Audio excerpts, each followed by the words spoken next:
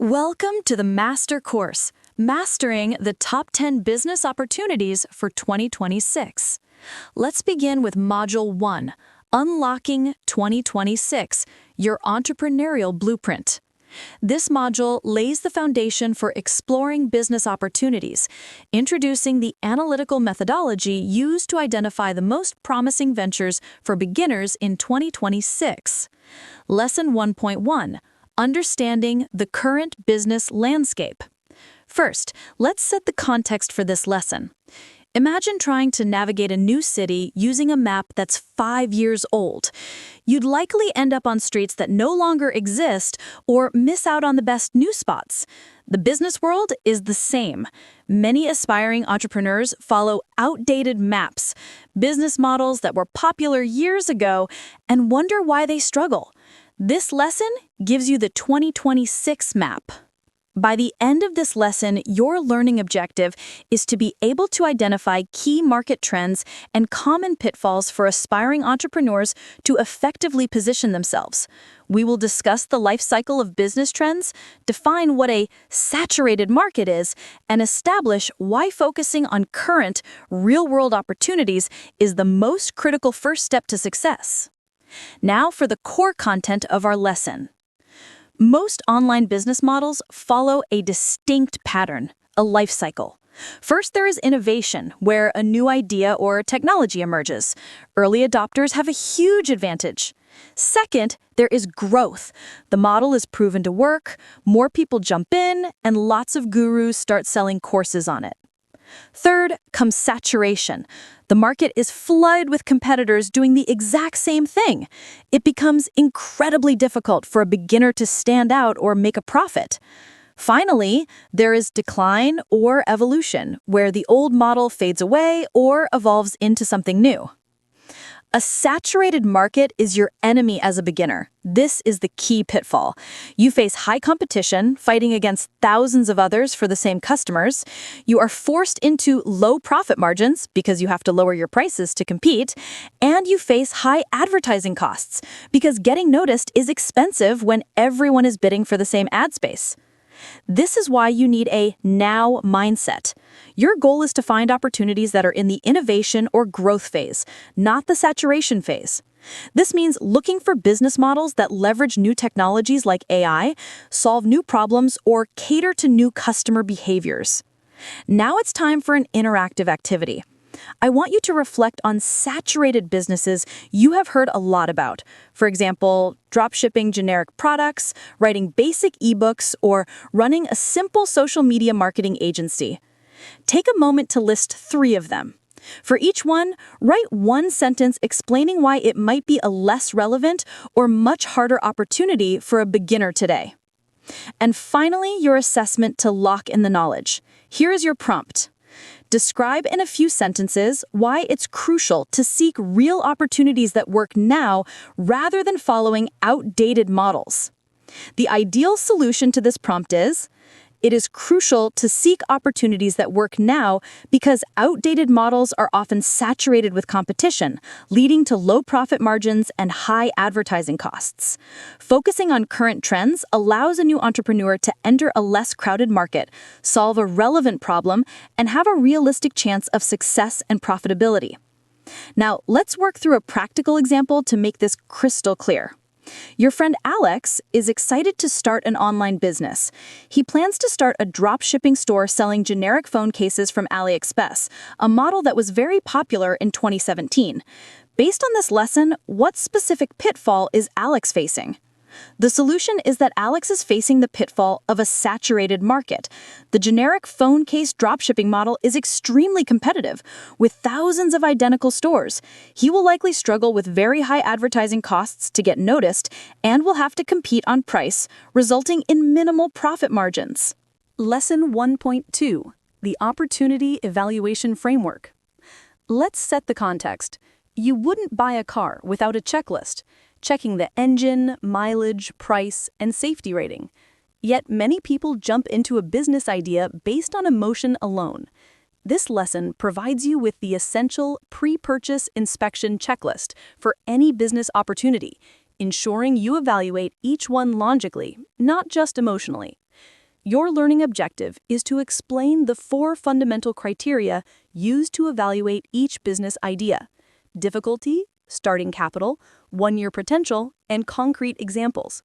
We will break down each of these 4 pillars so you know what each criterion means and why it is essential for a beginner's decision-making process.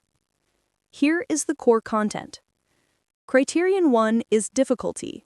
We rate this from 1 to 5, with 5 being the easiest. This measures how easy it is for a total beginner to get started. A score of 5 out of 5 means you can start with almost no prior experience. Criterion 2 is starting capital. This is also rated from 1 to 5, with 5 being the cheapest. This evaluates the initial financial investment.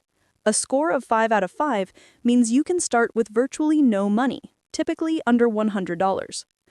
Criterion 3 is 1-year potential, rated from 1 to 5, with 5 being the highest. This estimates the realistic income potential within the first 12 months for a dedicated beginner. A 5 out of 5 indicates the potential for a life-changing income. Finally, Criterion 4 is concrete examples. This is a simple pass or fail test. This is a reality check. Can we find real people, not just online gurus, who are successfully doing this right now? If not, the opportunity is likely theoretical or outdated. Now for your activity. Open a notebook or a new document. Create a simple grid with 4 columns labeled difficulty, 1 to 5, starting capital, 1 to 5, 1-year potential, 1 to 5, and my personal notes. As we go through the 10 opportunities in this course, you will use this grid to rate each one based on your own situation and perspective. Time for your assessment. Here is the prompt. Define the importance of each of the 4 evaluation criteria for a beginner, explaining how they influence the final decision. The solution is: for a beginner, difficulty is important because it determines if the business is realistically achievable. Starting capital is crucial because it assesses financial risk and accessibility. 1-year potential sets realistic income expectations. Finally, concrete examples provide essential proof that the model actually works, preventing them from chasing a fantasy. Let's do a practical example. You see an online ad for a business opportunity. Start a crypto day trading bot business. The ad claims you can make $10,000 in your first month. How would you apply the 4 evaluation criteria to quickly assess this? Here is the solution using the framework. First, difficulty is very high. Crypto trading is technically complex and requires deep market knowledge. It gets a 1 out of 5. Second, starting capital is low to medium. Trading requires capital to invest, which could be lost. We'll rate it a 2 or 3 out of 5. Third, 1-year potential is potentially high, but it also has a very high risk of loss. The claim is likely exaggerated for a beginner. Fourth, concrete examples. It is very difficult to find verifiable examples of beginners succeeding with this model. It likely fails this check. In conclusion, the framework shows this is a high-risk, high-difficulty model unsuitable for a beginner. This concludes Module 1. You have now established the foundational mindset and the analytical framework we will use to evaluate every opportunity. Let's proceed to Module 2. Opportunity number 1, transform your expertise into income through freelancing. This module explores the strategy of becoming independent by capitalizing on existing professional skills, offering a fast track to financial autonomy. Lesson 2.1, the concept of transforming your work. Let's set the context. Think about your current job. Every day you perform tasks that create value for your employer. But what if you could perform those same tasks for multiple clients on your own terms and keep 100% of the value you create? This is the core idea of freelancing, transforming your paid-by-the-hour work into a business you own. Your learning objective is to define the principle of converting salaried employment into a freelance activity and recognize its potential for independence and flexibility. The core principle of freelancing is taking a skill you have, often from a job or a hobby, and offering it directly to clients as a service, rather than working for a single employer. As an employee, you trade your time for a fixed salary. Your employer finds the client and takes the financial risk, but also keeps the majority of the profit. As a freelancer, you trade your expertise for a project fee or hourly rate. You find your own clients, giving you control over your income, schedule, and the type of work you do. The key benefits are autonomy, flexibility, and higher earning potential. For your activity, think about your own skills from your job or hobbies that could be monetized. I want you to list 3 of them. Now for your assessment. The prompt is, explain how a skill acquired in employment can be monetized as a freelancer, providing a concrete example. The solution. A skill from employment can be monetized by packaging it as a specific service and offering it directly to businesses that need it. Instead of being paid a salary to do it for one company, you are paid a project fee by multiple companies. For example, a marketing manager can offer social media strategy sessions as a freelance service. And the practical example, Maria works as an administrative assistant. One of her main tasks is creating professional PowerPoint presentations for her boss. How could Maria transform this single task into a freelance business? The solution. Maria could launch a freelance business called Pro Presentation Design. She would offer services like executive pitch deck creation or webinar slide design to clients who lack the time or skill to do it themselves, charging per project instead of working for a salary. Lesson 2.2. Identifying your freelance niche. Saying, I'm a freelancer is like saying, I'm a store owner. It's too broad. A successful store owner knows if they sell coffee, books, or hardware. A successful freelancer knows their niche. This lesson is about finding your specific aisle in the giant supermarket of freelancing.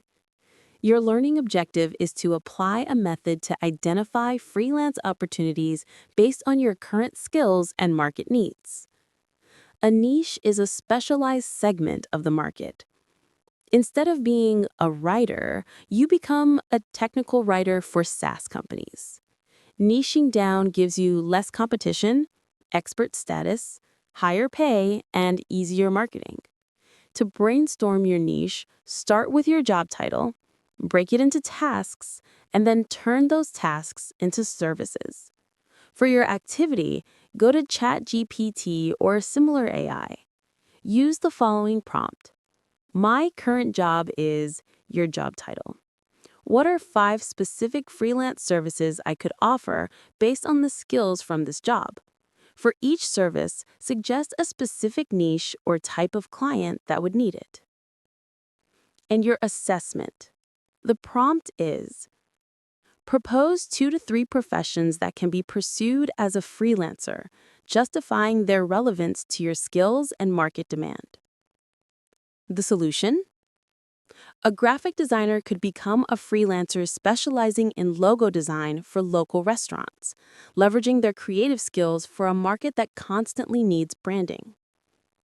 A project manager could offer freelance project management for software development teams, applying their organizational skills to a high-demand tech industry. Here's the practical example. David works in customer support for a tech company. He's great at writing clear, helpful responses to customer emails. How could he turn this into a niche freelance service? The solution? David could offer a niche service as a customer support email template writer. His clients would be small businesses that don't have a dedicated support team. He would create a complete set of professional, pre-written email responses for their most common customer issues, saving them time and improving their service. Lesson 2.3. Strategies for finding freelance clients. You've defined your service and your niche. You've essentially built a fantastic fishing rod and have the perfect bait. But now you need to know where the fish are. This lesson is about finding the fishing spots, the places where your ideal clients are hiding. Your learning objective is to master different approaches to acquiring clients as a freelancer, including platforms and direct outreach. There are two primary methods. The first is using freelance platforms like Upwork or Fiverr. These are great for beginners because clients are already there looking for help. However, there is high competition, and the platforms take a percentage of your earnings. The second method is direct outreach or prospecting. This is where you identify potential clients yourself and contact them directly. This allows you to set your own rates and avoid fees, but it requires sales skills and you will face more rejection. For your activity, go to Upwork.com or Fiverr.com. Search for freelancers who offer a service similar to yours. Analyze the profiles of the top 3 freelancers. Note their pricing, how they describe their services, and their reviews. Now, your assessment. The prompt. Describe the advantages and disadvantages of direct prospecting versus using platforms to find clients. The solution. Platforms offer a ready-made pool of clients, but come with high competition and fees. Direct prospecting is harder and involves more rejection, but it allows you to set higher rates, avoid fees, and build direct relationships with your ideal clients. A beginner might start on platforms for experience and then move to direct outreach for growth. And the practical example. Sarah is a freelance writer specializing in blog posts for dentists. She has a list of 50 dental clinics in her city. Which client acquisition method is she using, and what is one major advantage of this approach? The solution. Sarah is using direct outreach. A major advantage is that she can personalize her pitch. For example, she can mention a specific blog post on a dentist's website and suggest improvements, showing she's done her research and making her proposal far more compelling than a generic bid on a platform. Lesson 2.4. Evaluating the freelance business. Now it's time to put freelancing through our opportunity evaluation framework. Is this business model truly a good fit for a beginner in 2026? Your learning objective is to evaluate the difficulty, capital, and financial potential of the freelance model according to our framework's criteria. Let's rate it. First, difficulty. I rate this a 4 out of 5, meaning it's relatively easy. The primary barrier is learning to sell yourself, not learning a new skill. Second, starting capital. This gets a 5 out of 5 for extremely low. Your main investment is time. You don't need an office, employees, or inventory. Third, 1-year potential. I rate this a 3 out of 5 for good. It's very realistic to replace a full-time salary within a year. However, since you are trading time for money, your income is capped by the number of hours you can work. For your activity, look at these ratings. Now, in your own evaluation grid, assign your own scores. If you are very shy, you might rate difficulty as a 3 out of 5 because the sales aspect feels harder for you. Justify any differences. And for your assessment, here is the prompt. Summarize the main advantages and disadvantages of the freelance business for a beginner. The solution. The main advantages are the extremely low starting cost and the ability to leverage existing skills, making it fast to start. The primary disadvantage is that income is directly tied to the hours you work, which can limit scalability. The practical example. Tom wants to start a business but has only $200 in savings and is afraid of financial risk. Based on the evaluation of the freelance model, why is this an excellent option for him to consider? The solution. Freelancing is an excellent option for Tom because its starting capital is rated 5 out of 5.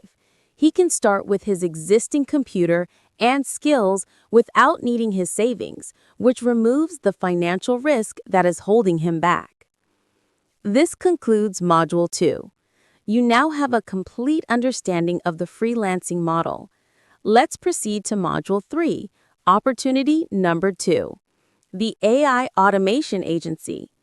This module explores the potential of creating AI agents to automate repetitive tasks in businesses, offering a high-value solution.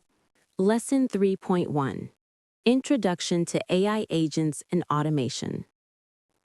Imagine every office has a team of invisible, super efficient robot interns who never sleep, never make mistakes, and work for pennies. They handle all the boring, repetitive tasks. This is no longer science fiction. These are AI agents, and the person who builds and sells them is you. Your learning objective is to understand the concept of AI agents and their application in solving business efficiency problems, identifying concrete use cases. An AI agent or an automation is a digital system you build that automates a sequence of repetitive tasks. The core value you sell is a clear return on investment, or ROI. You save businesses time, you save them money, and you reduce errors. For example, in HR recruitment, an AI agent can automatically screen CVs, score them, and send personalized emails to schedule interviews or send rejections, saving the HR manager dozens of hours. For your activity, think about your own job or a business you know well. Identify at least 3 repetitive manual tasks that happen every day or week. Now, for your assessment. The prompt. Explain how an AI agent can generate time and cost savings for a business, providing a detailed example. The solution. An AI agent saves time by executing multi-step repetitive tasks instantly that would take a human employee hours to complete. This time saving translates directly into cost savings, as the employee can now focus on higher value activities. For example, an e-commerce store can use an AI agent to automatically track shipments and proactively notify customers of delays, saving hours of manual customer service work. The practical example. A dental clinic's receptionist spends 1 hour every afternoon calling patients to confirm their appointments for the next day. How could an AI automation solve this problem, and what is the direct benefit? The solution. An AI automation could be set up to automatically send a personalized SMS reminder to each patient 24 hours before their appointment. The direct benefit is that it frees up 1 hour of the receptionist's time every single day, which she can now use for more important tasks like patient care and billing. Lesson 3.2. Tools and Skills for AI Automation. If building an AI automation sounds like you need a PhD, I have good news. Thanks to no-code tools, it's now more like building with Legos than writing code.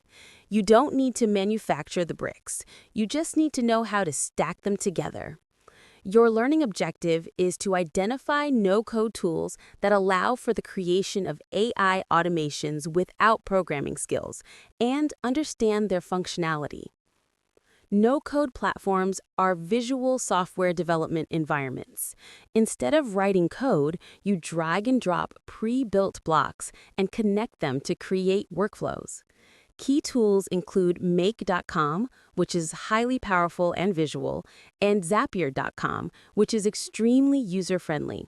The required skill is not programming, it is problem-solving. You need to be able to listen to a business's problem and logically think through the steps to solve it with these tools. For your activity, Go to make.com or zapier.com and sign up for a free account. Look through their templates or pre-made zaps. Find one and click on it to see how it is visually constructed. You don't need to build it, just observe how the Legos are connected. And your assessment. The prompt. List the advantages of using no-code tools for creating AI agents, highlighting speed and accessibility. The solution. No-code tools make AI automation accessible to non-programmers, drastically lowering the barrier to entry. Their main advantage is speed. A complex workflow can be built and tested in hours instead of weeks or months of custom coding. The practical example. A small bakery owner wants to automatically post a picture of their daily special to Instagram every morning at 8 a.m. Why is a no-code tool like Zapier a better solution for them than hiring a software developer? The solution. A no-code tool is better because of speed and cost. This automation can be built in about 15 minutes on Zapier by the owner for a low monthly fee. Hiring a developer to write custom code would take weeks and cost thousands of dollars, which is completely impractical for such a simple task. Lesson 3.3. Sales Strategies for an AI Agency. You now have the skills and tools to build incredible time-saving machines, but an invention is useless if nobody knows it exists. This lesson is about how to sell your solutions, not as a technical product, but as a financial superpower for businesses. Your learning objective is to develop an approach to identify potential clients and sell AI automation solutions by emphasizing ROI. Your ideal client is a business with repetitive, process-driven workflows, like real estate agencies, law firms, or e-commerce stores. Your sales pitch must be focused on ROI. Never say, I sell AI automation workflows. Always say, I help businesses like yours save 10 hours of manual work per week. The process is simple. Identify a bottleneck, quantify the pain in dollars, and then present your solution. For your activity, imagine you are pitching an automation solution to a local real estate agent. Their main repetitive task is manually responding to online inquiries. Write a short, 2-sentence sales pitch that focuses on the ROI and time-saving benefits. And your assessment. The prompt. Describe how to convince a business of the need to adopt AI to remain competitive based on the arguments of productivity and cost savings. The solution. To convince a business, you must frame AI not as a cost, but as an investment in efficiency. Show them that their competitors are likely already using automation to operate faster and at a lower cost. Present a clear calculation showing how an automation can save them X hours per week, translating to Y dollars in saved wages, giving them a direct competitive edge. The practical example. You are talking to the owner of a small e-commerce store who manually writes a thank you email to every customer. How would you frame the ROI of automating this process? The solution, you would say, I noticed you send manual thank you emails. If you spend just 2 minutes per order and get 30 orders a day, that's 1 hour of your valuable time every single day. I can build an automation that sends a personalized email instantly. This frees up 7 hours of your week to focus on what really grows your business, marketing, and product development. Lesson 3.4. Evaluating the AI agency business. Now, let's run the AI automation agency model through our opportunity evaluation framework to see how it scores. Your learning objective is to evaluate the difficulty, capital, and financial potential of an AI automation agency. Here are the ratings. First, difficulty. I rate this a 4 out of 5. Relatively easy. The learning curve for no-code tools is fast. The main challenge is learning to think logically and identify business problems. Second, starting capital. This gets a 5 out of 5, extremely low. You can start with free tier accounts on no-code platforms. Your only real cost is your time. Third, 1-year potential. I rate this a 4 out of 5, for high. This business is highly profitable. You can charge significant one-time fees or monthly retainers for high-value automations. For your activity, consider the trust-building phase of the sales cycle. How does this impact your personal rating for the one-year potential? Adjust the score in your grid and write a one-sentence justification. And for your assessment, here is the prompt. Justify why this business can be very, very quickly profitable, explaining the key success factors. The solution. This business can be profitable very quickly because of its high profit margins and low startup costs. The key success factor is the ability to demonstrate a clear and compelling return on investment to the client. When you can prove that your $2,000 service will save them $10,000 over the next year, the sale becomes an easy decision, leading to rapid revenue generation. The practical example. You land your first client. You build an automation for them that took you 10 hours. You charge them a $1,500 one-time fee. Your only cost was a $29 monthly subscription for Make.com. What is your approximate profit on this first project? The solution. Your profit is approximately $1,471. This illustrates the extremely high profit margins and why the business can be profitable from the very first client. This concludes Module 3. Let's proceed to Module 4, Opportunity Number 3. AI Drop Servicing. This module details the concept of delegating services to AI rather than freelancers, focusing on AI-powered website creation as a prime example. Lesson 4.1. Understanding AI Drop Servicing. Imagine you are a general contractor building a house. You don't lay the bricks or install the plumbing yourself, you hire skilled subcontractors. Traditional drop servicing is similar. You sell a service like logo design and then pay a freelancer to do the work. AI drop servicing is the 2026 upgrade. Instead of hiring a human, you use a highly efficient, cheap, and fast AI subcontractor to do the work, dramatically increasing your profit margins. Your learning objective is to differentiate traditional drop servicing from AI drop servicing and understand the benefits of integrating AI to maximize margins and efficiency. In traditional drop servicing, you might sell a website for $1,000, then pay a freelancer $700 to build it, leaving you with $300 profit. In AI drop servicing, you sell the same website for $1,000, but use an AI tool with the $15 a month subscription to generate it. After a few hours of customization, your profit is nearly the entire project fee. The key advantages are massive profit margins, incredible speed, and full control over the process. For your activity, brainstorm and list 5 different digital services that are ripe for AI drop servicing. For each service, try to name a potential AI tool that could perform the work. Now your assessment. The prompt. Explain why AI drop servicing is more efficient than classic drop servicing in terms of cost, speed, and quality. The solution. AI drop servicing is more cost-efficient because it replaces a costly freelancer fee with the low-cost AI tool subscription. It's faster because AI can generate the work in minutes instead of days. It offers better quality control because you're not dependent on a freelancer's variable skill level. You can regenerate and customize the AI's output until it's perfect. The practical example. Mark wants to drop service logo design. His client will pay him $150. He can either pay a freelancer $100 to design it, or he can use an AI logo generator that costs $30 a month to create it himself. Which model gives him a higher profit on this single project? The solution, the AI drop servicing model. With the traditional model, his profit is $50.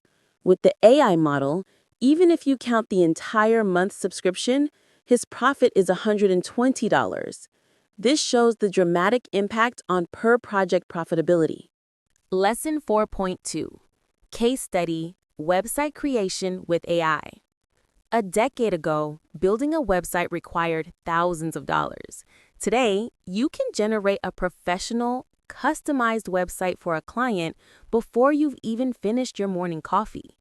This lesson is a practical dive into how AI website builders work. Your learning objective is to master the process of quickly creating professional websites using AI tools, focusing on customization and relevance. The process is simple. First, choose a tool like Hostinger, AI Website Builder, or Durable. Second, provide a prompt, answering a few simple questions about the business. Third, the AI generates a complete website in about 60 seconds. Fourth, you use a simple drag and drop editor to customize and refine the site, adding the essential human touch. For your activity, go to a free AI website builder. Follow the prompts to create a fictional website for a business you invent. Spend 15 minutes exploring the editor to see how easy it is to change the generated content. And your assessment, the prompt. Describe the key steps to generate an AI-powered website and customize it for a client, highlighting the strengths and limitations of the tool. The solution? The key steps are prompting the AI with business details, letting the AI generate the initial site, and then using the editor to customize it. The strength is incredible speed. The limitation is that it may lack the deep, unique functionality of a custom-coded site, making it best for small businesses. The practical example? A local plumber needs a simple website. They provide you with their logo, phone number, and a list of services. How long would the initial AI generation step likely take, and what is the most important task you would need to do after? The solution? The initial generation would take only 1 to 2 minutes. The most important task afterward is customization. You would need to replace stock photos, ensure the contact number is prominently displayed, and rewrite the AI-generated text to match the plumber's specific services and friendly tone. Lesson 4.3: Sales Strategy for AI Drop Servicing. The biggest advantage of AI drop servicing is its speed. This speed isn't just a production benefit, it's your ultimate sales weapon. This lesson teaches you a strategy that feels like a magic trick, showing the client their finished website before they've even agreed to hire you. Your learning objective is to apply a 3-step method to find clients and sell AI website creation services. The 3-step process is simple and effective. Step 1, prospecting. Use Google Maps to find local businesses with outdated or non-existent websites. Step 2, the free demo. Take 15 to 30 minutes and use an AI tool to build a beautiful new homepage for one of these businesses. Step 3, the pitch. Contact the business owner and say, "I created a new, modern design concept for you, for free. Can I have 2 minutes to show it to you?" This approach provides value upfront and eliminates the risk for the business owner. For your activity, draft a short prospecting email of 3 to 4 sentences using the show, don't tell strategy for a fictional local bakery. Now, your assessment. The prompt is, justify the importance of creating a free demo website for the client before meeting them, explaining how this facilitates sales. The solution, creating a free demo website completely changes the sales dynamic. It moves the conversation from an abstract promise to a tangible result, making the value immediately obvious. It removes the client's fear, builds instant trust, and makes your offer nearly irresistible. The practical example, you have 2 options to sell a website to a local carpenter. Option A is to send an email with your prices. Option B is to send an email with a link to a stunning new demo site you built for them. Which option is more likely to get a positive response and why? The solution. Option B is overwhelmingly more likely to get a positive response. The carpenter can instantly see the value. It feels personalized and impressive. Option A is just another email asking for money and will likely be ignored. Lesson 4.4: Evaluating the AI drop servicing business. Now, let's put AI drop servicing through the final test of our opportunity evaluation framework. Your learning objective is to evaluate the difficulty, capital, and financial potential of AI drop servicing. Here are the ratings. First, difficulty. This gets a 5 out of 5, very easy. The technical skill required is minimal and the sales process is straightforward. Second, starting capital. This also gets a 5 out of 5, extremely low. You can do all your prospecting and build demos using free trials. The financial risk is virtually zero. Third, 1-year potential. I rate this a 3 out of 5, for good. This is an excellent business for making your first few $1,000s a month. However, it's service-based, so it's harder to scale to a massive income in the first year. For your activity, consider the discomfort of cold calling or emailing business owners. Does this sales component make the business feel harder for you personally? Adjust the difficulty score in your evaluation grid and justify your reasoning. And for your assessment, here's the prompt. Explain why this business is particularly suitable for making your first X per month, highlighting rapid execution and low costs. The solution. This business is ideal for generating initial income because the sales cycle can be very short and the profit margins are extremely high. You can go from finding a client to getting paid in just a few days. Because the costs are negligible, nearly all the revenue is profit, making it one of the fastest ways to generate positive cash flow. The practical example. Jenny wants to make an extra $1,000 this month. She finds a local restaurant that pays her $500 for a new website. The AI website builder costs her $15. How many more clients does she need to land this month to reach her goal? The solution? She only needs one more client. After her first client, her profit is $485. If she gets a second client for $500, her total profit will be $985, essentially meeting her goal. This concludes Module 4. Let's proceed to Module 5. Opportunity number 4, Content Creation. Lesson 5.1, The Content Creator's Journey. We all consume content every day on platforms like TikTok and YouTube, but have you ever considered the journey of the person on the other side of the screen? This lesson decodes the path from being a consumer to a successful creator. Your learning objective is to understand the typical progression of a content creator, from regular production to monetization. The journey has 4 key stages. Stage 1 is to find your niche and platform. What are you passionate about, and where does your audience hang out? Stage 2 is consistent production. This is the most critical stage. You must consistently create and post content, even with 0 views. Stage 3 is audience growth. The platform's algorithm starts to find your audience and you build a community. Stage 4 is monetization. Once you have an engaged audience, you can start to earn an income. For your activity, pick a content creator you admire. Go back and look at their earliest posts. How has their style and quality changed over time? Note down one key difference. Now your assessment. The prompt. Describe how a behind-the-scenes person can transform into an influential content creator, emphasizing perseverance and value delivery. The solution. A behind-the-scenes person transforms into a creator through perseverance. They start by sharing their knowledge or passion, even if they feel awkward. By consistently delivering valuable or entertaining content, they slowly build an audience that trusts them. Over time, this consistency builds both their skill and their influence. The practical example. Liam loves building custom keyboards, a niche hobby. He wants to be a creator but feels no one will watch. What is the most important first step he needs to take?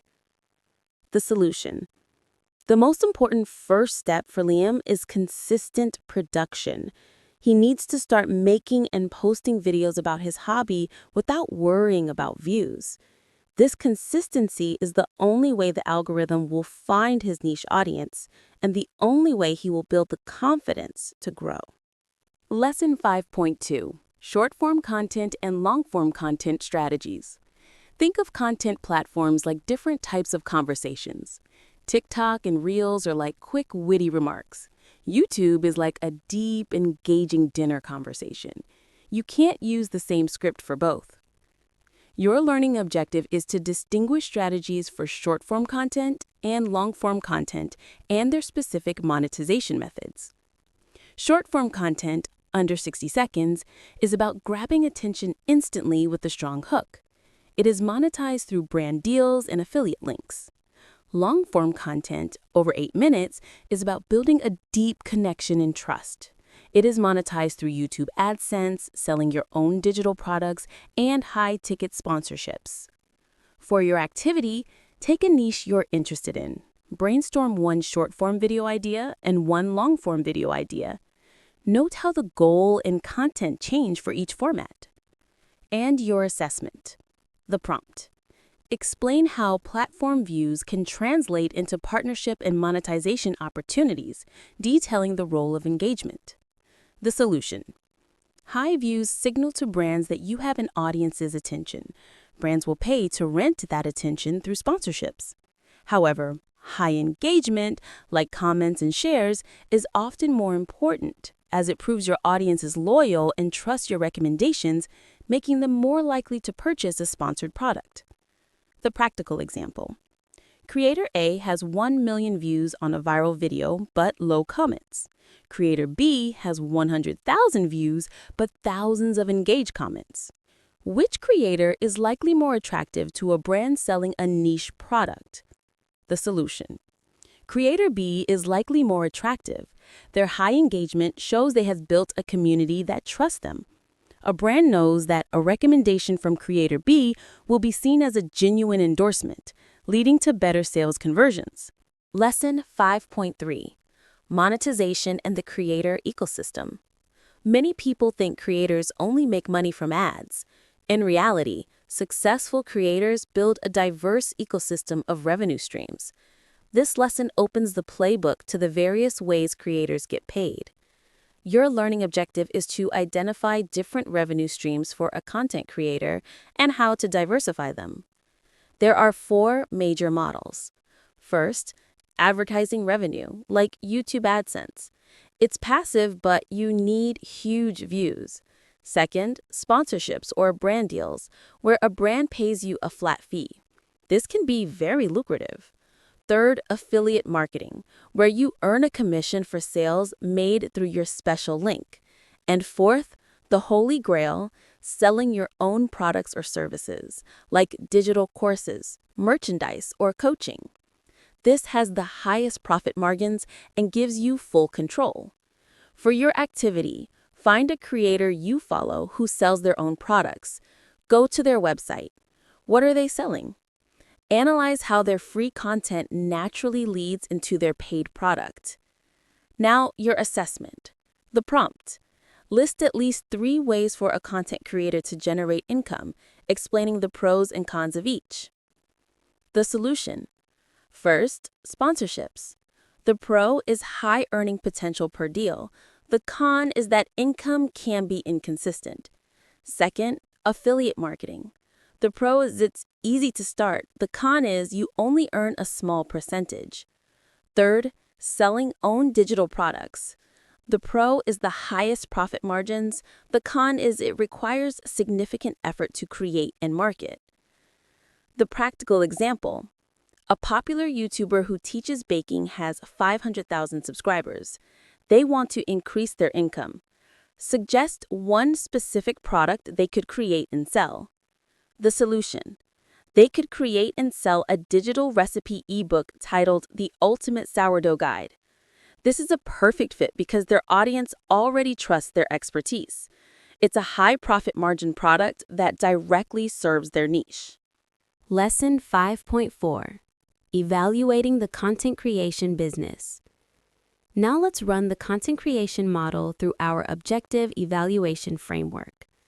Your learning objective is to evaluate the difficulty, capital, and financial potential of content creation. Here are the ratings. First, difficulty. I rate this a 3 out of 5 for medium.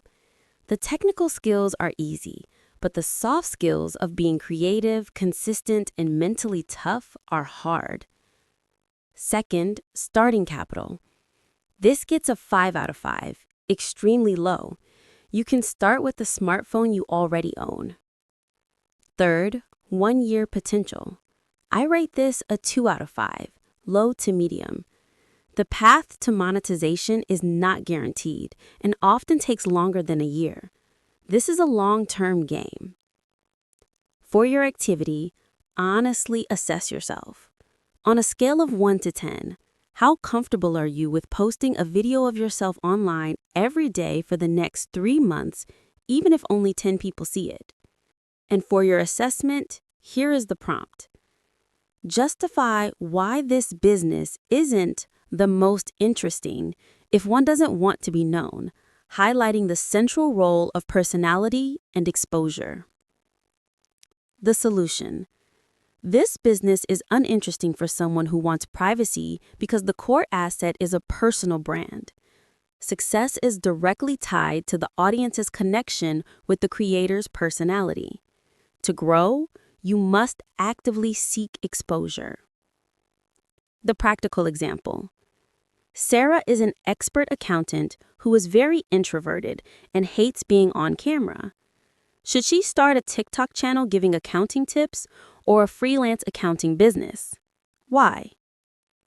She should start a freelance accounting business. The evaluation shows that content creation is a bad fit for an introvert. Freelancing allows her to monetize her expertise directly without needing to become a public personality. This concludes Module 5. Let's proceed to Module 6, Opportunity Number 5, Mobile App Innovation. Lesson 6.1, The Potential of Simple Applications. When you hear mobile app business, you might think of complex ventures like Uber or Instagram, but there's a hidden world of simple apps that do one thing exceptionally well and generate millions. This lesson is about shifting your mindset from creating the next big thing to solving one small, annoying problem. Your learning objective is to recognize that simple mobile applications solving a specific problem can generate significant revenue. The most successful simple apps target a clear, everyday pain point. For example, the app Opal solves the problem of phone addiction by blocking distracting apps for a set period. Another app, Cal, solves the problem of tedious calorie counting by letting you take a photo of your food and having AI estimate the calories. For your activity, identify a small, recurring annoyance in your own daily life. Brainstorm a simple one-feature app concept that would solve that specific problem. Now, your assessment, the prompt. Explain why an app doesn't need to be fundamentally complex to create to succeed, focusing on user value. The solution. An app's success is not measured by its number of features, but by the value it provides. A simple app that perfectly solves one significant problem is far more valuable to a user than a complex, bloated app that solves 10 minor problems poorly. Users pay for solutions, not for lines of code. The practical example. There are many complex weather apps with radar and charts. However, a new app that only shows the current temperature in a big, readable font becomes very popular. Why? The solution. It succeeds because it solves a very common, simple problem with maximum efficiency. Most users just want to know the current temperature. By removing all the complexity, it provides the exact value the user is looking for faster than any other app. Lesson 6.2, AI and Reduced Development Costs. The single biggest barrier to starting an app business used to be the astronomical cost of hiring developers. Today, AI and no-code platforms have shattered that barrier, allowing creative individuals, not just technical ones, to build and launch apps. Your learning objective is to understand how artificial intelligence and no-code tools facilitate mobile app development and lower entry barriers. The old way of traditional coding was slow and expensive, costing over $50,000. The new way is with no-code or low-code platforms.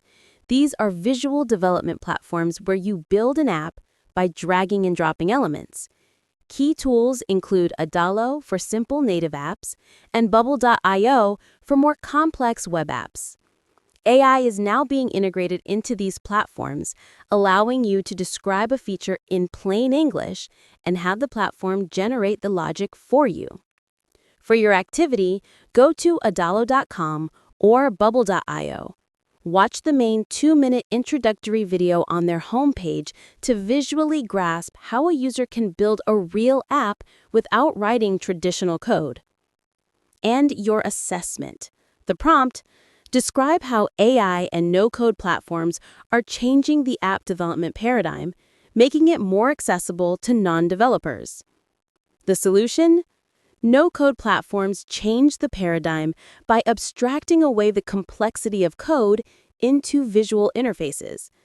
This makes app development accessible to non-developers, drastically reducing the cost and time required to turn an idea into a functional product.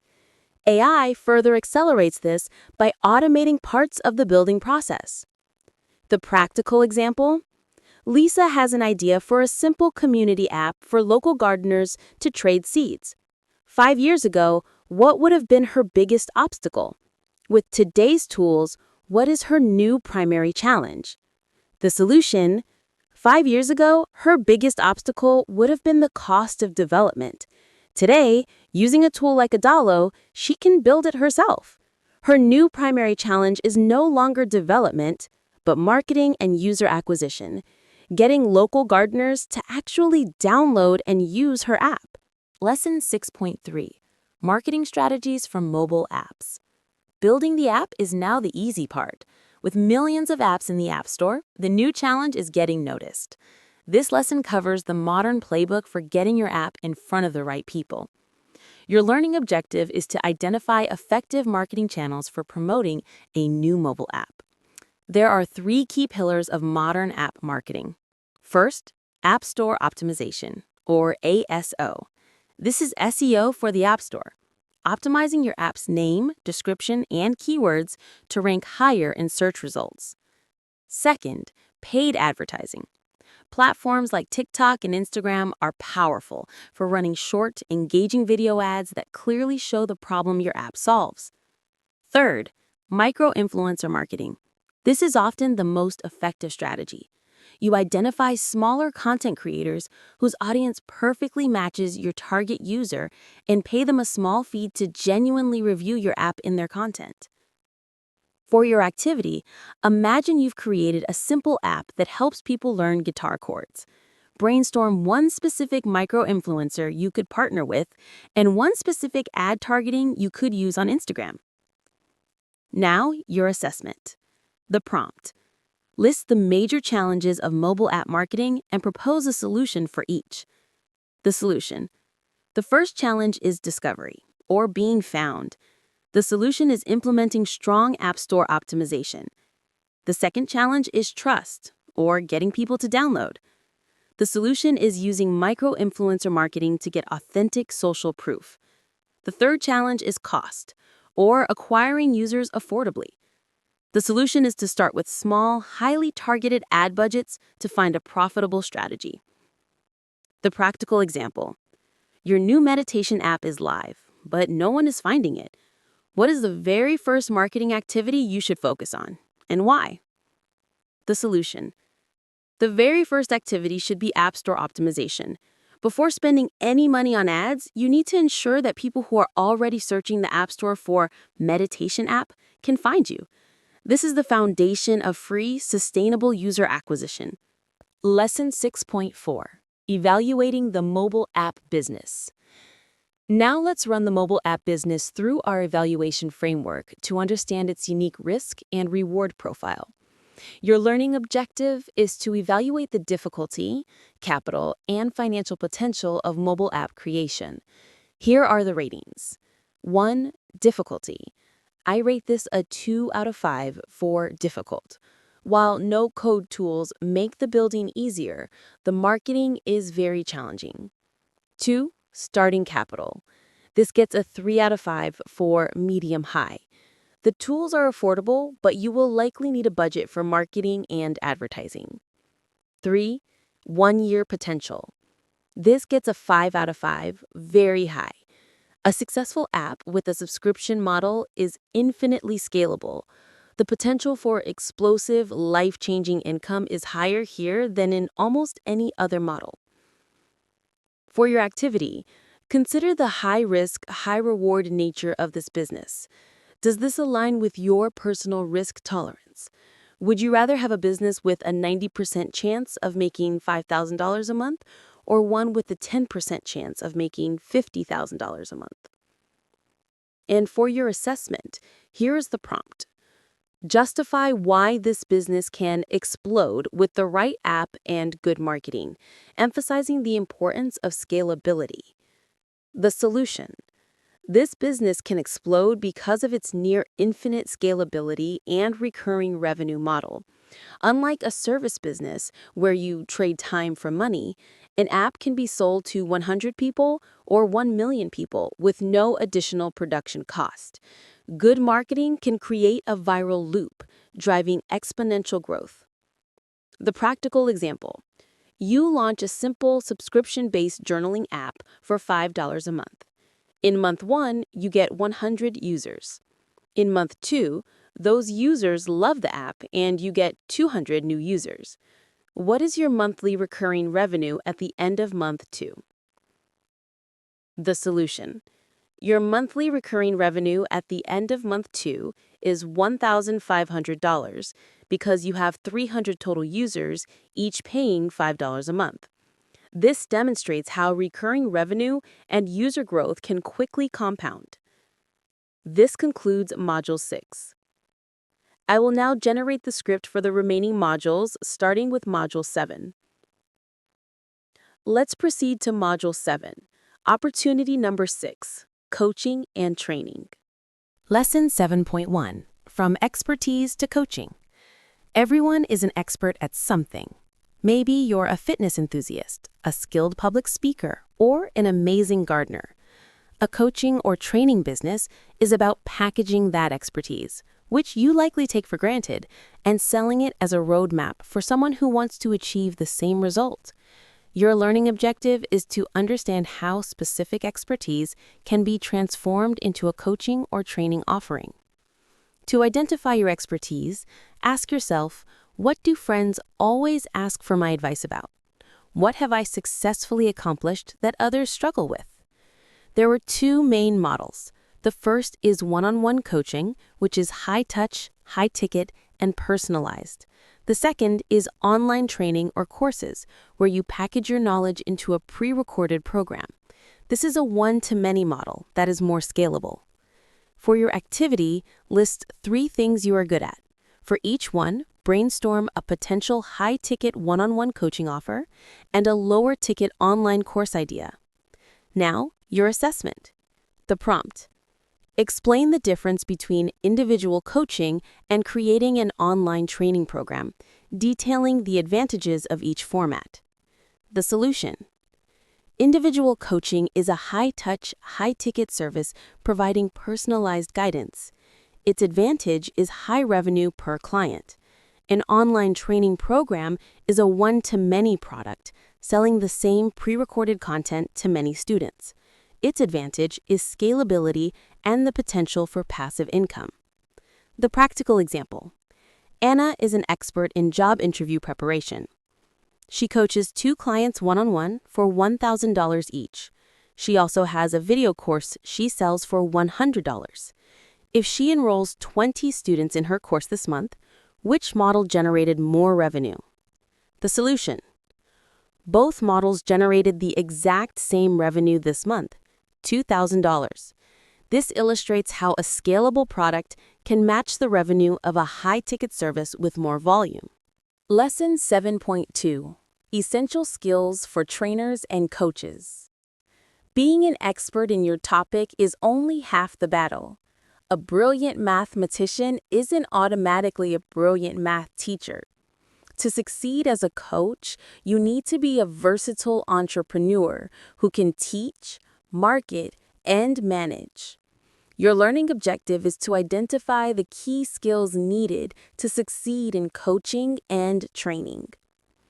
Beyond your core expertise, you need 3 critical skill sets. The first is pedagogy, the art of teaching. You must be able to break down complex topics into simple, digestible steps. The second is marketing and sales. You need to attract clients and convince them to buy. The third is management and operations. You need to handle scheduling, payments, and customer support. For your activity, perform a quick self-assessment. On a scale of 1 to 5, rate your current skill level in pedagogy, marketing, and management.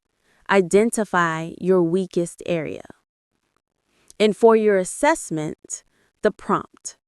Describe the importance of being very versatile in this type of business, citing at least 3 essential skill areas. The solution. Being versatile is crucial because you are the entire business. You must be the teacher, the promoter, and the administrator. A weakness in any of these 3 areas can cause the entire business to fail, even if you are the world's leading expert in your subject. The practical example. John is the world's best rock climbing expert. He creates a video course with amazing techniques, but doesn't know how to market it. What is the likely outcome? The solution. The likely outcome is that his business will fail to make money. Despite having an excellent product, his lack of marketing and sales skills means no one will ever discover or buy his course. Lesson 7.3: Structuring a training or coaching offer. You can't just say, "I'm a coach, pay me." A successful offer is a well-defined package that clearly communicates the value and the transformation a client will receive. It's the difference between selling a pile of car parts and selling a fully assembled car. Your learning objective is to understand the constituent elements of a successful online coaching or training offer. A compelling offer has 4 key components. First, the target audience and the promise. Be specific about who it's for and the transformation they will get. Second, the core content. This is your curriculum or session topics. Third, the support and community. This is often the most valuable part, including group calls or a private online community. Fourth, the tools and resources, like worksheets, templates, and checklists.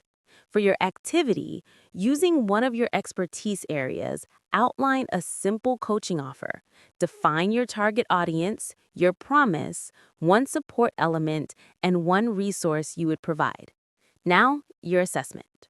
The prompt is, list the main components of an online support program and explain how they contribute to perceived value. The solution. The main components are a clear promise for a specific target audience, the core content, support and community, and resources. The support and community elements contribute hugely to perceived value because they show the client they are not just buying information, they are buying access, accountability, and a supportive environment. The practical example. A writing coach offers a video course for $200. She then creates a VIP package for $800 that includes the same course plus a weekly Q&A call and a private online community. Why are people willing to pay an extra $600? The solution? People are willing to pay the extra $600 for the support and access. The course alone provides information, but the VIP package provides accountability and community, which dramatically increases the student's chance of success. Lesson 7.4: Evaluating the coaching and training business. Now, let's run the coaching model through our evaluation framework. Your learning objective is to evaluate the difficulty, capital, and financial potential of coaching and training. Here are the ratings. First, difficulty. I rate this a 2 out of 5 for difficult. This business hinges on credibility, and building that trust takes time and skill. Second, starting capital. This gets a 4 out of 5 for low. You can start with very little capital. Your main tools are a laptop and your brain. Third, 1 year potential. I rate this a 5 out of 5, very high. A successful coach or a popular online course can be incredibly lucrative and scalable. For your activity, consider the importance of credibility. How long do you think it would take you to build enough trust in your chosen niche to charge a high ticket price? And for your assessment, the prompt. Justify why this business has enormous potential but is difficult to set up, highlighting the challenges related to reputation and sales. The solution. The business has enormous potential because it is highly scalable, especially the online course model. The difficulty lies in establishing credibility and reputation from scratch.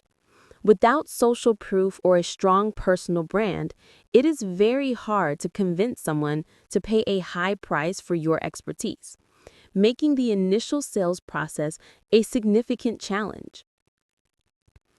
The practical example. A software developer with a popular blog about coding launches a course and makes $50,000 in the first week. An equally skilled developer with no online presence launches a similar course and makes $0. What is the key difference? The solution. The key difference is credibility and a pre-built audience. The popular blogger had spent years building trust and demonstrating their expertise for free. Their audience was already warmed up and trusted them. The unknown developer had no credibility, so no one was willing to take a risk on their course. This concludes Module 7. Let's proceed to Module 8. Opportunity number 7. The enduring appeal of physical business. Lesson 8.1. Specifics of physical commerce.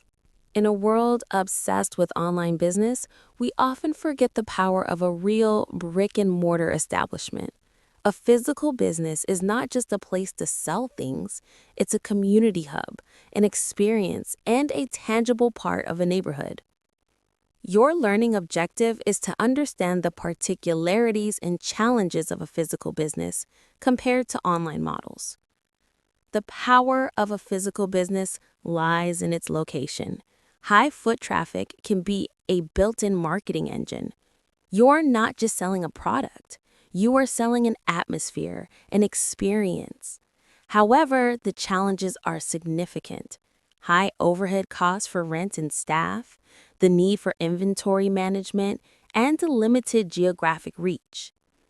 For your activity, think of your favorite local physical business. What is it about the experience of being there that makes you choose it over an online alternative? List 3 specific things. Now, your assessment. The prompt. Explain why a physical business can be perceived as easier to manage than e-commerce once established, focusing on customer relations and local visibility. The solution. Once established, a physical business can feel easier because its marketing can be simpler. Customer acquisition is driven by physical visibility and local reputation, rather than complex digital marketing. Building customer relationships is more intuitive through face-to-face interaction, leading to strong word-of-mouth referrals. The practical example. A local bakery gets most of its customers from people walking by who smell the fresh bread. An online bakery has to master SEO, social media ads, and email marketing. Which business has a simpler customer acquisition model? The solution? The local bakery has a simpler customer acquisition model. Its location does most of the marketing work passively. The online bakery must actively master complex digital strategies to attract every single customer. Lesson 8.2. Barriers to entry and stability. In the online world, a new competitor can pop up overnight. In the physical world, the very things that make a business hard to start, the high cost and regulations, act as a protective moat once you're established. Your learning objective is to identify the barriers to entry for physical businesses and their role in creating stability. Barriers to entry are obstacles that make it difficult for a new competitor to enter your market. For a physical business, these include high capital investment, the difficulty of finding a prime real estate location, and complex regulations and licenses. The result is stability. Because it's so hard for new players to enter the game, an established physical business faces far less direct competition. For your activity, imagine you want to open a small coffee shop. List the top 3 biggest financial investments you would need to make before you could even open the doors. And for your assessment, the prompt. Describe how barriers to entry can protect a physical business from competition, providing concrete examples. The solution. Barriers to entry protect a physical business by making it prohibitively expensive and complex for new competitors to emerge. For example, the huge capital cost required to build a new gym means an existing gym won't see 3 new competitors open on their street overnight, unlike an online fitness coach who could face dozens of new competitors in a single week. The practical example. A successful online t-shirt store can be easily copied. Why is it much harder for a competitor to copy a successful local hair salon? The solution? It's much harder because of the high barriers to entry. A competitor would need to find and lease a location, invest thousands in equipment, get proper licenses, and hire trained stylists. These significant financial and logistical hurdles provide a strong protective moat. Lesson 8.3. Management and organization of a physical business. Running a physical business is an exercise in logistics. You're managing people, products, and a space. This lesson covers the core operational skills you need.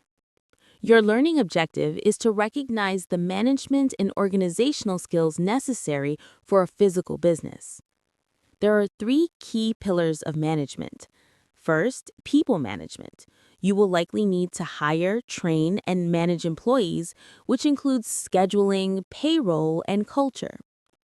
Second, inventory and supply chain management.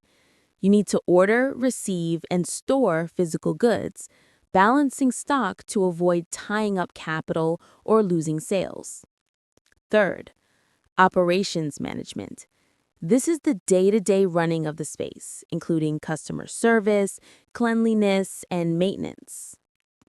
For your activity, think about the last time you had a bad experience at a store or a restaurant.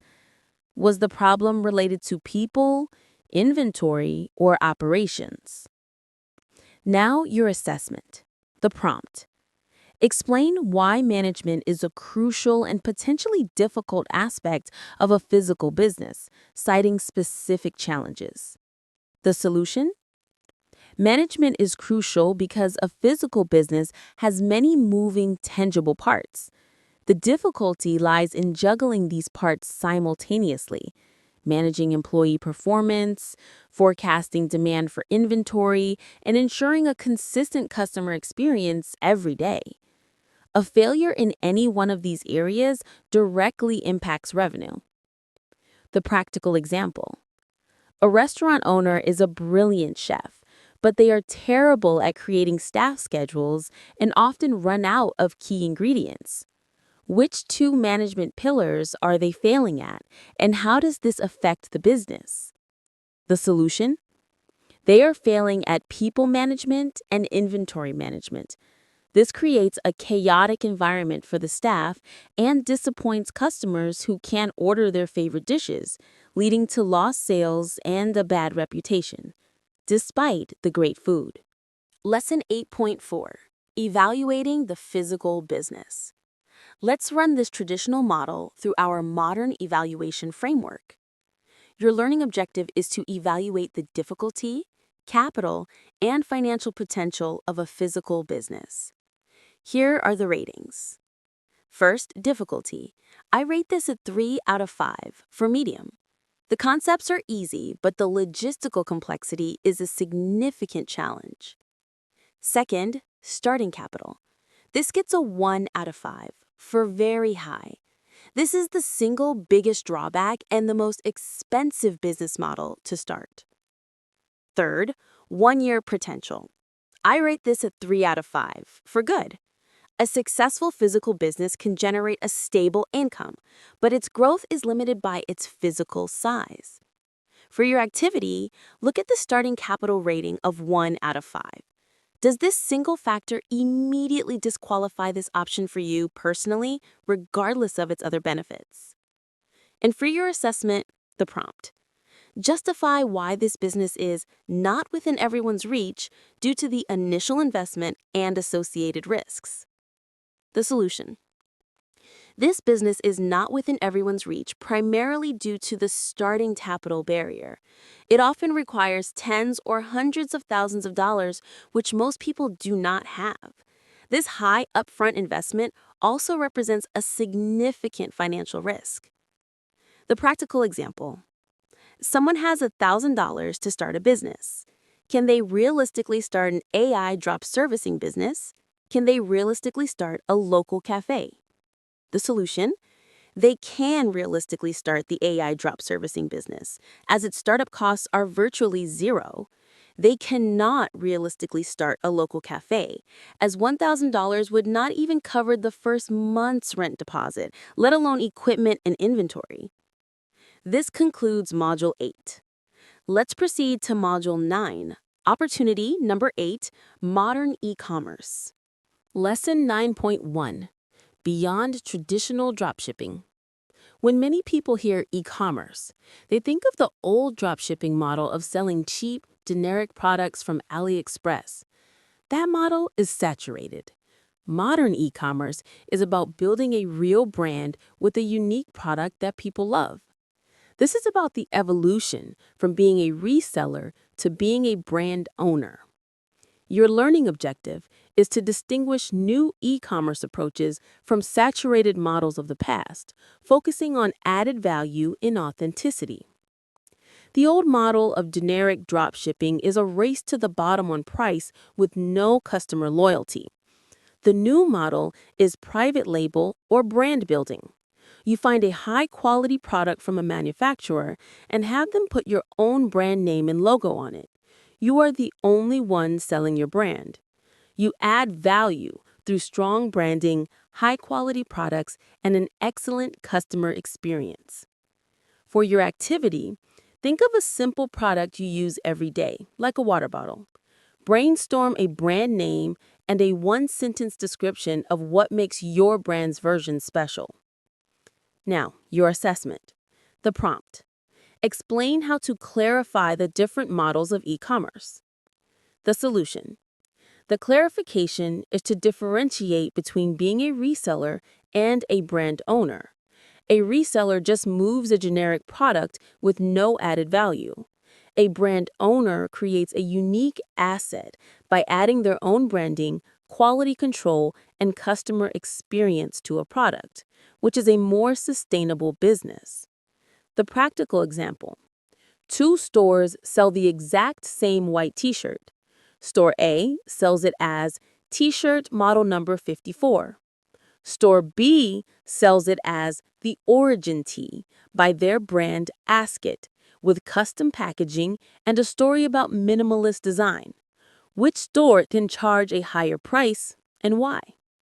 The solution. Store B, Ask It, can charge a higher price. They are not just selling a t-shirt, they are selling a brand, an idea of quality, minimalism, and trust. Store A is selling a commodity and must compete on price alone. Lesson 9.2 E-commerce Brand Building. A product is something people buy. A brand is something people buy into. It's a promise, a story, and a feeling. Building a brand is the single most important thing you can do to create a defensible, long-term e-commerce business. Your learning objective is to understand the advantages of developing your own brand to differentiate yourself in the market. There are 3 core pillars of building a great brand. Pillar 1 is product. Be better or different. Your product needs a unique selling proposition. Pillar 2 is positioning. Define your tribe. Be incredibly specific about who your ideal customer is. Pillar 3 is presentation. Look the part. This is the visual identity of your brand, including your logo, packaging, and website photography. For your activity, go to the website of a direct-to-consumer brand you admire, like Allbirds or Away. Analyze how their product photos, website copy, and About Us page all work together to tell a single, coherent brand story. And for your assessment, the prompt. Describe the key elements for building a successful e-commerce brand, emphasizing the importance of identity and value proposition. The solution. The key elements are a unique product, clear positioning, and professional presentation. The brand's identity, which is the combination of its story and visuals, is crucial because it creates an emotional connection with the customer, differentiates it from competitors, and allows it to command a premium price. The practical example. A brand called PetJoy sells the exact same dog bed as a generic seller. PetJoy's website is filled with beautiful photos, a heartwarming story, and they donate 10% of profits to animal shelters. Why can PetJoy sell their bed for $80 while the generic version sells for $40?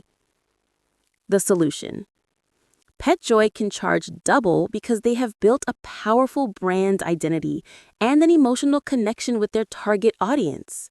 Customers aren't just buying a dog bed, they are buying into a story, a feeling of quality, and a mission they support.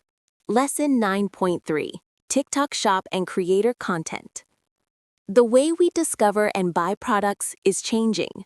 We see a product in a TikTok video and buy it directly from the app. TikTok Shop is the biggest revolution in e-commerce in years because it merges content and commerce seamlessly. Your learning objective is to identify opportunities offered by TikTok Shop for product sales and collaboration with creators. TikTok Shop is a feature integrated into TikTok that allows users to purchase products featured in videos without ever leaving the app. There are 2 ways to win. First, as a seller, you can list your own private label products and create your own videos. Crucially, you can also give an affiliate commission to creators who will make videos about your product and sell it for you. Second, as a creator or affiliate, you don't need your own product. You can find products on TikTok Shop and earn a commission for every sale generated from your videos. For your activity, open TikTok and search for the hashtag TikTok Shop. Watch a few videos. Analyze how the creator integrates the product into an entertaining or educational video. Now, your assessment. The prompt. Explain how a creator can become a TikTok Shop creator and monetize product promotion, detailing the process. The solution. A creator can become a TikTok Shop creator by signing up for the affiliate program. They then browse the marketplace for products they like, order a sample, and create an engaging video featuring that product. They add the product link to their video. When a viewer makes a purchase through that link, the creator automatically earns a commission. The practical example. You have a brand of eco-friendly cleaning supplies. How could you use the seller strategy on TikTok Shop to drive sales without a large ad budget? The solution. You would list your products on TikTok Shop and set an attractive affiliate commission, for example, 20%. Then you would actively search for and reach out to Clean Talk creators. You would offer them free products and the 20% commission to make videos about your supplies. This leverages their audience and creativity to drive sales for you. Lesson 9.4. Evaluating the e-commerce business. Let's put the modern e-commerce model through our evaluation framework.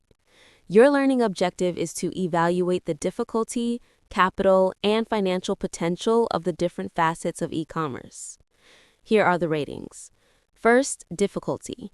I rate this a 4 out of 5, relatively easy. The technical side is easy with platforms like Shopify. The main challenge is finding a good product and creating a compelling brand. Second, starting capital. This also gets a 4 out of 5, for low. Your biggest cost is the initial inventory order, which could be a few hundred to a couple of $1,000s. Third, 1-year potential. I rate this a 4 out of 5 for high. A successful e-commerce brand can scale incredibly quickly. A product that goes viral on TikTok can generate a life-changing amount of revenue in a very short period. For your activity, consider the 2 e-commerce paths: private label brand owner versus TikTok Shop affiliate. Which one aligns better with your skills and risk tolerance? And for your assessment, the prompt. Justify why e-commerce remains a relevant opportunity in 2026, highlighting adaptability to new platforms and trends. The solution. E-commerce remains relevant because it constantly evolves. While old models die, new platforms like TikTok Shop emerge, creating fresh opportunities. Its relevance comes from its adaptability. Success depends on leveraging the newest channels to connect with customers where they are. The practical example. In 2015, the key to e-commerce success was mastering Facebook ads. In 2026, the key is mastering short-form video for TikTok. What does this shift tell you about the most important skill for a modern e-commerce entrepreneur? The solution. This shift shows that the most important skill is adaptability. A modern e-commerce entrepreneur must be a constant learner, ready to pivot their marketing strategy to the platform where customer attention is currently focused. This concludes Module 9. Let's proceed to Module 10, Opportunity number 9, Launching a Software as a Service, or SaaS. Lesson 10.1. What is SaaS? A SaaS business is the holy grail for many entrepreneurs. Instead of selling a physical product or your time, you sell access to a piece of software that solves a problem for your customers. They pay you a subscription fee every single month to use it. It's the business of creating a money-making machine. Your learning objective is to define what software as a service is and understand its business model based on subscription and recurring revenue. SaaS stands for Software as a Service. Instead of buying a software license once, customers rent the software by paying a monthly or annual subscription fee. Examples you use every day include Netflix, Spotify, and Slack. The magic of SaaS is monthly recurring revenue, or MRR. This is the predictable revenue you earn from subscriptions each month. Unlike a service business that starts at zero every month, a SaaS business starts with the revenue from all its existing customers, which leads to compound growth. The key benefit is scalability. The cost to serve 1,000 customers is virtually the same as the cost to serve 1,001. For your activity, list 3 SaaS products you use. For each one, identify the specific problem that the software solves for you. Now, your assessment. The prompt. Explain why SaaS is a business the speaker particularly likes, emphasizing the advantages of the subscription model. The solution. The speaker likes SaaS because of the power and predictability of its subscription model. This model generates monthly recurring revenue, which means the business has a stable and compounding income stream. Unlike a business that must find new customers for every sale, a SaaS business grows by adding to its existing subscriber base, making it highly scalable and valuable. The practical example. A freelancer makes $5,000 in January. A SaaS owner has 100 customers paying $50 a month, so they also make $5,000 in January. If neither of them lands a new client in February, what is the income for each? The solution. The freelancer's income in February is zero. The SaaS owner's income in February is $5,000, assuming no customers cancel. This perfectly illustrates the power of recurring revenue versus one-time project revenue. Lesson 10.2: The Era of Micro-SaaS and AI. A decade ago, building a SaaS required a team of expensive Silicon Valley engineers. Today, thanks to no-code tools and AI, a single person can build and launch a micro-SaaS, a small, simple piece of software that solves a very specific problem for a niche audience. Your learning objective is to understand how AI and no-code tools facilitate the creation of micro-SaaS by individuals. A micro-SaaS is a software company that targets a niche market, solves one problem really well, and is often run by one person. The no-code revolution, powered by tools like Bubble.io, is the engine of this movement. Bubble is a powerful visual programming tool that allows you to build complex web applications without writing code. The AI accelerator is the other key piece. You can now use AI tools like ChatGPT to act as your developer co-pilot, helping you design the database, write logic, and even generate parts of the application for you. For your activity, think of a hobby or profession you know well. What is one small, annoying, repetitive task that could be solved with a simple piece of software? Write down the idea for your micro SaaS. And for your assessment, the prompt. Describe how AI allows you to develop software literally all by yourself from home, explaining the necessary tools and skills. The solution. AI enables solo development by acting as a technical partner.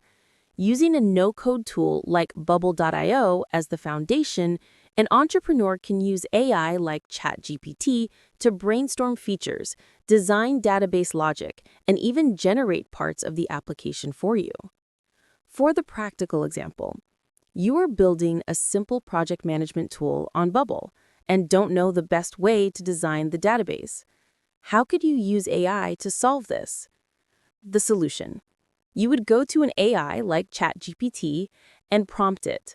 I am building a project management app on Bubble. What is the best way to structure the database?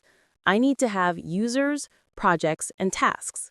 The AI would then give you a detailed, logical database structure that you can directly implement in Bubble. Lesson 10.3: Challenges of SaaS Development and Marketing.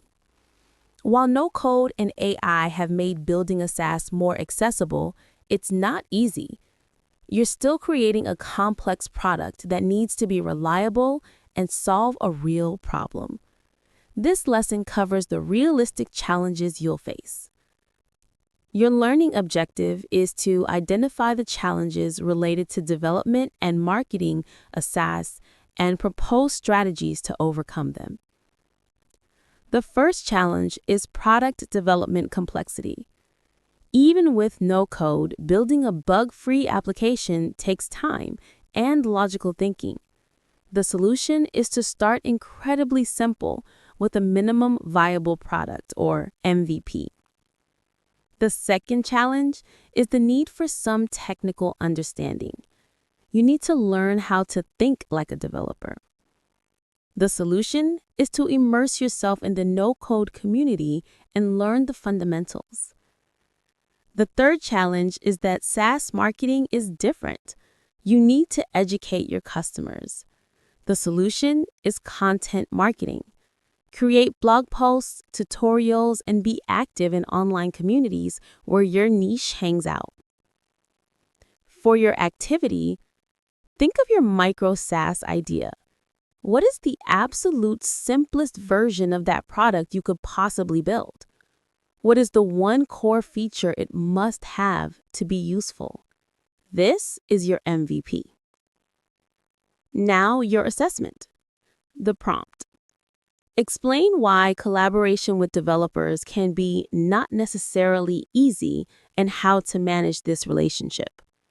The solution. Collaboration with developers can be difficult because non-technical founders and technical developers often speak different languages. To manage this, a founder must learn to communicate with extreme clarity, providing detailed specifications and visual mock-ups of what they want, leaving no room for misunderstanding. The practical example. A founder tells their developer, "Make the login page look better." The developer changes the button color. The founder is unhappy. What should the founder have done differently? The solution. The founder should have provided a specific visual mock-up or a detailed written spec. For example, please change the login button to be color blue, make it 40 pixels high, and change the font to Enter, size 16. This clear communication removes all ambiguity. Lesson 10.4. Evaluating the SaaS business. Let's score the SaaS model to understand its unique profile of high difficulty but astronomical potential.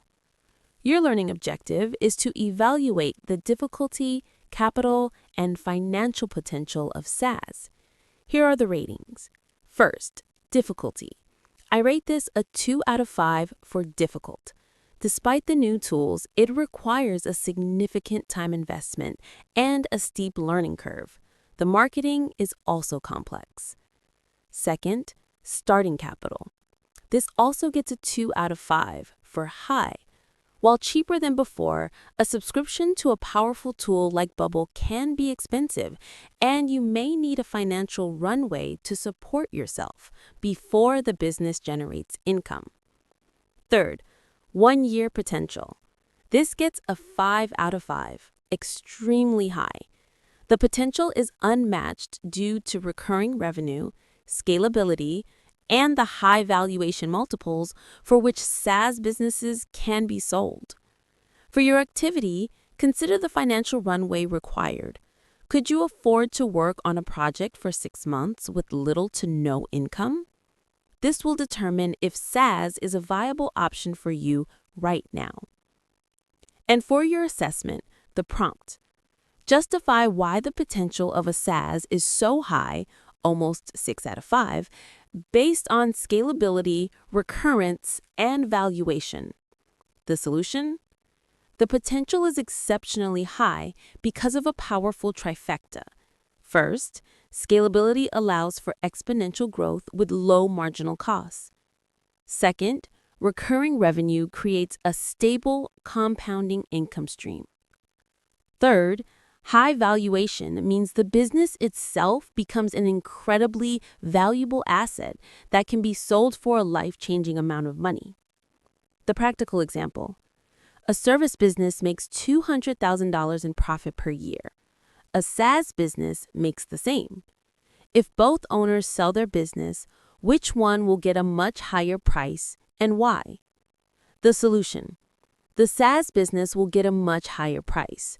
A service business might sell for 1 to 2 times its annual profit. The SaaS business could be sold for 5 to 10 times its annual profit. This is because the SaaS revenue is recurring and scalable, making it a much more attractive asset for a buyer. This concludes Module 10. Let's proceed to Module 11, Opportunity number 10, The Art of Selling, Becoming a Closer. Lesson 11.1, The Role of the Closer. Many businesses have a fantastic product, but are terrible at selling it. They need a specialist to come in and close the deal. This person is a closer, a commission-based salesperson. It is a business you can start with zero money and nothing but your communication skills. Your learning objective is to define the role of a closer and understand their commission-based compensation model. A closer is a high-ticket salesperson who works for another business on a commission-only basis.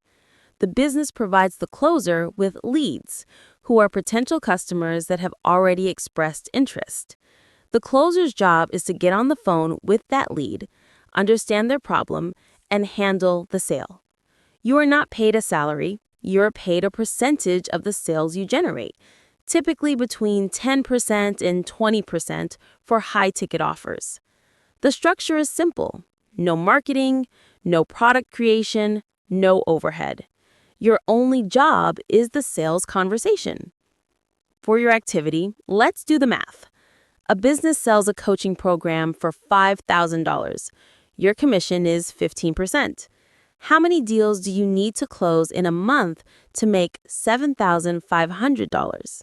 The answer is 10 deals. Now, your assessment. The prompt. Explain why closing is a simple business in terms of structure, emphasizing the absence of fixed costs and flexibility. The solution. Closing is structurally simple because you are a business of one, focused on a single task: selling. You have none of the complexities of a traditional business. There are no fixed costs for marketing, product development, or employees. This results in extremely high profit margins and gives you flexibility. The practical example. A person running an e-commerce brand has to manage inventory, marketing, and customer support. What is the only thing a closer has to manage? The solution. The only thing a closer has to manage is their own sales conversations and their schedule. They are laser-focused on the single revenue-generating activity of talking to potential customers. Lesson 11.2. Developing sales skills. People think great salespeople are born. This is a myth. Sales is a skill that can be learned. This lesson is about learning the fundamental recipe of a successful sales conversation. Your learning objective is to recognize the importance of sales skills and identify ways to acquire and refine them. Modern effective selling is about psychology. The mindset is to act as a consultant, not a persuader. You listen to problems, diagnose the situation, and if your offer is a genuine fit, you prescribe it as the solution. The core skills are active listening, asking good questions, and handling objections. You can learn these skills through foundational books like The Psychology of Selling by Brian Tracy, through training programs, and most importantly, through practice. For your activity, think about the last major purchase you made. What was the final thing that convinced you to buy? Was it a feature, or was it a feeling of trust? And for your assessment, the prompt. Describe how sales is a transferable skill beneficial for any entrepreneur. The solution. Sales is a master skill because every business requires persuasion. Whether you are selling a product, pitching an investor, hiring an employee, or negotiating with a supplier, you are using sales skills. It is the fundamental skill of getting others to see your vision and take action. The practical example. You are trying to start an AI automation agency and need to convince a business owner to pay you $2,000. What core sales skill will you use to understand their needs before you mention your price? The solution. You will use active listening and asking good questions. Before pitching, you would ask questions like, what are the most time-consuming, repetitive tasks in your business right now? By listening carefully, you can perfectly tailor your solution to their specific pain points. Lesson 11.3. Overcoming the fear of selling. For many people, the word sales brings up anxiety. They imagine being pushy or facing rejection. This fear is the single biggest barrier to success. This lesson is about reframing that fear. Your learning objective is to understand why many people fear selling and develop strategies to overcome this psychological barrier. The fear of selling is fundamentally a fear of rejection. We tie our self-worth to the outcome. The mindset shift is to detach from the outcome. Your job is not to make the sale. Your job is to help the person make the best decision for them. When you genuinely adopt this mindset, the pressure disappears. The only way to overcome the fear is to push through the discomfort. You build confidence through action. For your activity, think of a time you had to do something you were afraid of. What was the feeling before you did it versus the feeling after? This shows you that the fear is almost always worse than the reality. Now, your assessment. The prompt. Explain why the hardest part is getting through the discomfort in sales, detailing the benefits of this approach. The solution. Getting through the initial discomfort is the hardest part because it requires pushing past the innate fear of rejection. The benefit is that confidence is a byproduct of action. By repeatedly facing that discomfort, you desensitize yourself to the fear of no and build genuine, earned confidence. The practical example. A new closer is terrified of making their first call. Their mentor tells them, "Your goal for this call is to get a no." Why would the mentor do this? The solution. The mentor does this to detach the closer from the outcome. By making no the goal, the mentor removes the pressure to succeed and the fear of failure. This reframes the entire experience from a high-stakes test into a simple learning exercise. Lesson 11.4. Evaluating the closer business. Let's put the closer model to the test with our evaluation framework. Your learning objective is to evaluate the difficulty, capital, and financial potential of the closer role. Here are the ratings. First, difficulty. I rate this a 4 out of 5, relatively easy. The business structure is simple. The main challenge is learning the skill of sales. Second, starting capital. This gets a 5 out of 5, extremely low. This is a zero-cost business to start. You are monetizing a skill, not investing capital. Third, 1-year potential. I rate this a 3 out of 5, for good. A good closer can make a 6-figure income in their first year, but income is tied to time spent on calls.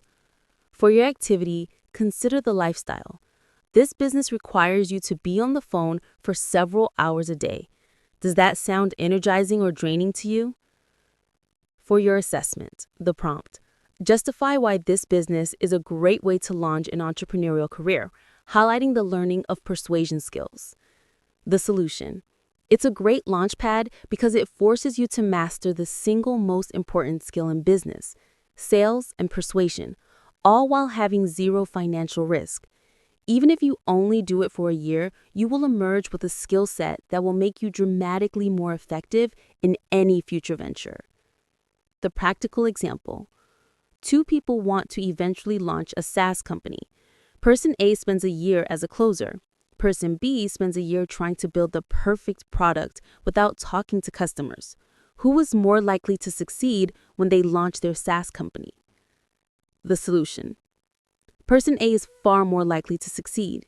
They have spent a year learning how to understand customer pain points and communicate value. When they build their SaaS, they will be able to effectively sell it and get their first customers, which is the hardest part of launching. This concludes Module 11. Let's proceed to our final module, Module 12, your personalized entrepreneurial roadmap, selection and action. Lesson 12.1, Business Recap and Ranking. We've just completed a deep dive into 10 powerful business opportunities. The goal of this final module is to turn that information into a clear, decisive action plan. We'll start by synthesizing everything into a final ranking. Your learning objective is to review the 10 business opportunities and understand their relative positioning in the final ranking. The ranking prioritizes business models that have the best balance for a beginner: very low startup costs, a low difficulty to get the first client, and a good potential for earning a full-time income within a year. Based on this, the top 3 businesses for beginners in 2026 are: number 3 is freelancing. It's the perfect starting point with zero financial risk. Number 2 is AI drop servicing.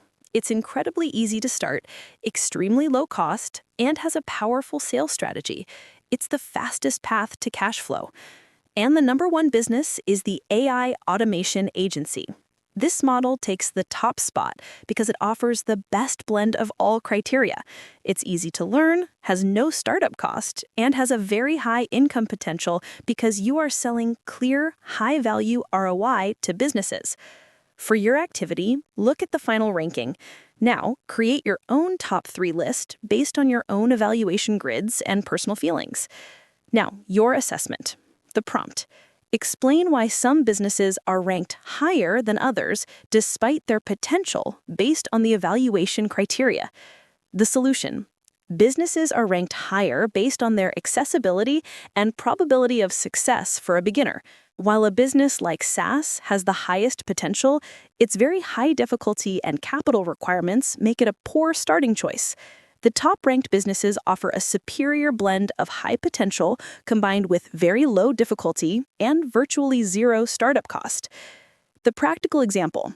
Why would freelancing, with a potential of 3 out of 5, be ranked higher for a beginner than starting a mobile app business with a potential of 5 out of 5?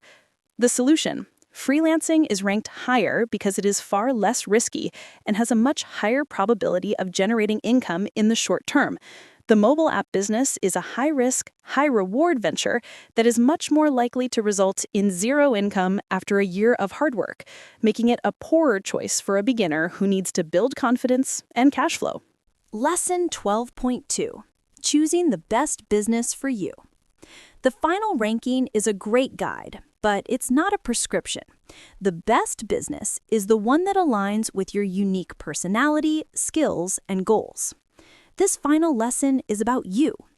Your learning objective is to apply personal criteria to select the most relevant opportunity for yourself.